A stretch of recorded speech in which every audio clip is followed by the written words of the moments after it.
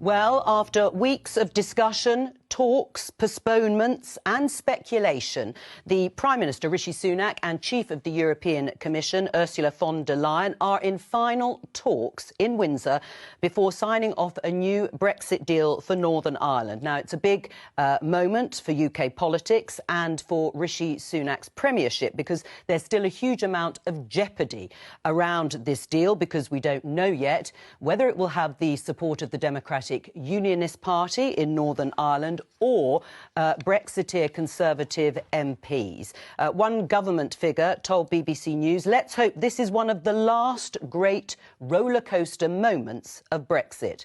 Laura, will it be? I hope so. Everything I've read about it makes it sound like a significant achievement of statecraft, and I think it also indicates the beginning of a new relationship between the United Kingdom and the European Union that's partly a function of the personality of the Prime Minister. And it's, I think, implicit in this that he's been able to strike a new relationship with the European Union leadership. And I think this is a really important reset moment that will get trade flowing, get Northern Ireland functioning again, get power sharing up and running at Stormont, and I'm very, very pleased to see it today. What message would you send to your colleagues, to those Eurosceptic Brexiteers who still have huge doubts? And we can show you this in the HuffPost, Laura. "We are not stupid," Eurosceptic Tory MP Mark Francois warns Rishi Sunak. He is the chairman of the European Research Group of Conservative MPs, and so they have to get rid of EU law in Northern Ireland. But they're not going to totally get rid of all EU laws guiding Northern Ireland, are they? No, but there's going to be a tiny, partial, occasional role for the ECJ that will only be European Court of Justice. For the European Court of Justice, that will only ignite in the rarest of circumstances.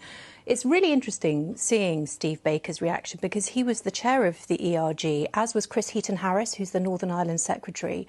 And I think it is true that you're seeing really important voices who historically have been quite embedded in the public's mind as hardline on Brexit, really seeing the value of this. And one of the things I'd like to just say for myself, I came in 2019, just at the end of all the Brexit wrangling. And it has felt to me sometimes like it has been more about characters in Westminster laying into each other than really delivering on the will of the British people, but in a way that is consistent with the interests of the British people. And I feel a huge weight of obligation. This is a good deal. It restores the integrity of the United Kingdom. It's good for Northern Ireland. And I hope that my colleagues will see it through that prism in the national interest rather than as a way of reigniting old rows. Well, I there's a lot to kind of agree with in there.